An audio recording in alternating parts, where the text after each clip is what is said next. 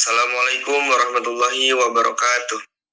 Perkenalkan, nama saya Biki Adam Rafsanjani, saya dari Prodi Teknik Sipil semester 5 tingkat 3 di Universitas Paletehan. Pada kali ini, saya akan menjelaskan sedikit tentang manajemen konstruksi yang sudah saya buat.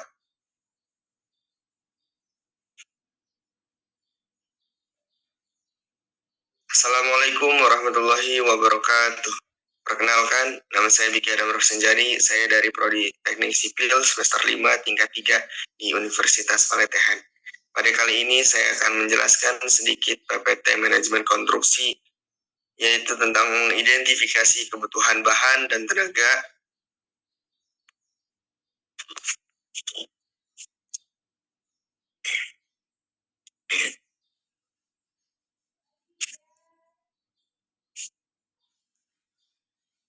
Assalamualaikum warahmatullahi wabarakatuh.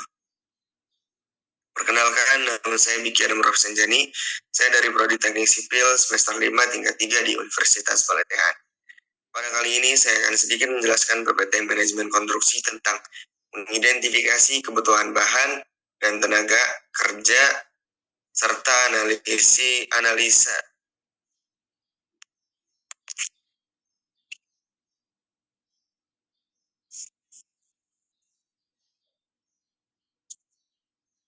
Assalamualaikum warahmatullahi wabarakatuh.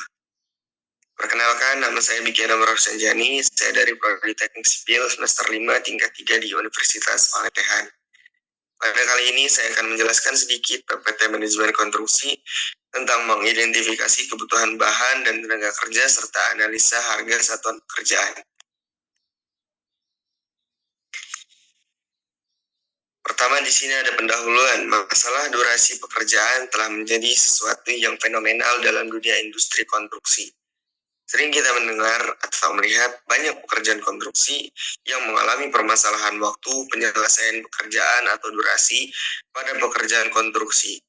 Pada pekerjaan konstruksi bangunan, negara maupun pekerjaan konstruksi bangunan swasta atau pribadi.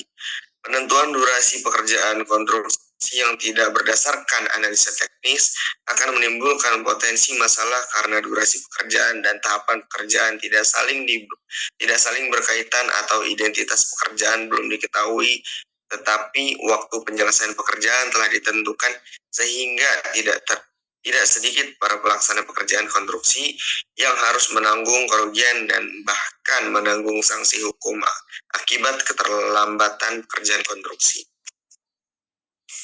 Langkah-langkah mengidentifikasi analisis harga satuan pekerjaan. Pertama, tentukan kebutuhan bahan atau volume bahan. Dari gambar rencana, tentukan volume masing-masing bahan yang dibutuhkan untuk satu satuan pekerjaan tertentu. 2. Cari harga bahan di pasaran. Lakukan survei pasar untuk mendapatkan harga satuan bahan yang berlaku di lokasi proyek, yang merupakan harga dari toko atau distributor. 3. Hitung biaya bahan. Kalikan volume bahan dengan harga satuan bahan yang diperoleh dari survei pasar. Identifikasi kebutuhan tenaga kerja. Yang pertama, tentukan kebutuhan tenaga kerja atau jumlah tenaga. Tentukan jumlah tenaga kerja yang dibutuhkan untuk menyelesaikan satuan pekerjaan berdasarkan koefisien standar yang sudah ditetapkan. 2. Cari harga upah tenaga kerja. Kumpulkan harga upah tenaga kerja harian yang berlaku di lokasi setempat. 3. Hitung biaya tenaga kerja, kalikan kebutuhan tenaga kerja, misalnya dalam satuan orang hari, dengan harga upah per orang hari. Analisis harga satuan pekerjaan atau AHSP. Hitung harga satuan pekerjaan, jumlahkan biaya bahan, biaya tenaga kerja, dan biaya lainnya, termasuk peralatan, untuk mendapatkan harga satuan satu jenis pekerjaan tertentu. 2. Gunakan koefisien. Angka koefisien yang digunakan dalam AHSP menunjukkan kebutuhan bahan dan tenaga kerja untuk setiap satuan kuantitas pekerjaan. Perhitungkan faktor lain. Dalam perhitungan AHSP juga diperhatikan produktivitas tenaga kerja, efisiensi peralatan, metode kerja, serta jarak angkut bahan. Perhitungan overhead dan margin. Terakhir, tambahkan biaya overhead dan margin keuntungannya yang biasanya ditetapkan pada presentase tertentu, misalnya maksimal 15%. Mengapa analisis harga satuan penting? 1. Menentukan anggaran biaya. AHSP menjadi dasar penyusunan anggaran biaya pembangunan agar tepat mutu dan tepat biaya. 2. Dasar pengambilan keputusan. Membantu dan merencanakan kebutuhan jadwal, jumlah tenaga kerja, dan durasi minimum serta maksimum pekerjaan. 3. Memastikan kualitas.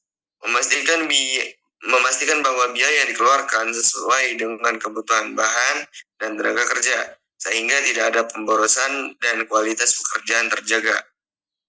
Kesimpulan, itulah penjelasan mengenai manajemen konstruksi yang penting untuk dipahami sebelum memulai suatu proyek pembangunan. Dengan perencanaan yang baik dan matang sedini mungkin, proses konstruksi juga akan berjalan secara efektif dan efisien. Terima kasih. Mohon maaf atas segala kekurangannya. Billahi taufiq wal hidayah. Wassalamualaikum warahmatullahi wabarakatuh.